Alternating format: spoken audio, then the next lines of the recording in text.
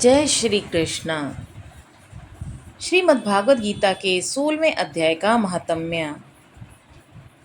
श्री महादेव जी कहते हैं कि पार्वती, अब मैं गीता के 16वें अध्याय का महात्म्य बताऊंगा। सुनो, गुजरात में सौराष्ट्र नामक एक नगर है। वहाँ पर खड़ग बाहु नाम के राजा राज्य करते थे, जो दूसरे इंद्र के समान प्रतापी थे। उनमें एक हाथी था जो मद बहाया करता था, जो सदा मद से उन्मत्त रहता था। उस हाथी का नाम अरिमर्दन था।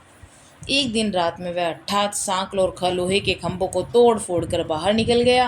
हाथीवान उसके दोनों ओर अंकुश लेकर डरा रहे थे, किंतु क्रोधवश उन सब की अवहेलना करके उसने अपने रहने के स्थान हथिसार को ढहा दिया। उस पर चारों ओर से भालों की मार पड़ रही थी, फिर भी हाथीवान ही डरे हुए थे। हाथी को तनिक भी भय नहीं था।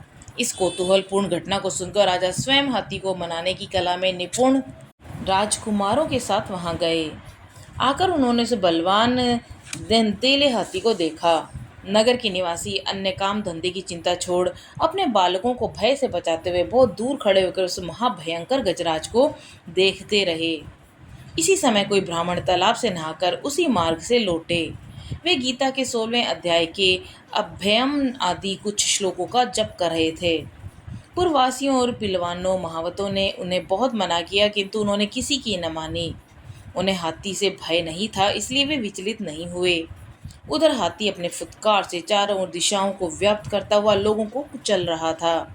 वे ब्राह्मण उसके बहते हुए मद को हाथ से छूकर कुशल पूर्वक निर्भयता से निकल गए। इससे वहां राजा और तथा देखने वाले पूर्ववासियों के मन में इतना विस्मय हुआ कि उसका वर्णन नहीं हो सकता। राजा के कमल नेत्र चकित हो उठे थे। उन्होंने ब्राह्मण को बुला सवारी से उतरकर प्रणाम किया और पूछा, ब्राह्मण, आपने यह महान अलौकिक कार्य किया है, क्योंकि इस काल के समान भयंकर गजराज के सामने आप सकुशल लौट आए हो। प्रभु, आप किस देवता का पूजन और किस मंत्र का जाप करते हैं? बताइए, आपने कौन सी सिद्धि प्राप्त की है? ब्राह्मण ने कहा, राजन, मैं प्रतिदिन गीता के 16वें अध्याय के कुछ श्लोकों का जाप किया करता हूँ। इसी से ये सारी सिद्धियां प्राप्त हुई हैं।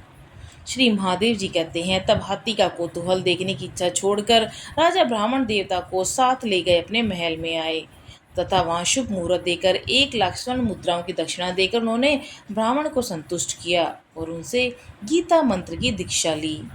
गीता के 16 अध्याय के अभ्यम आदि कुछ श्लोकों का अभ्यास कर लेने के बाद उनके मन में भी हाथी को छोड़कर उसके कौतुक देखने की इच्छा जागृत हुई।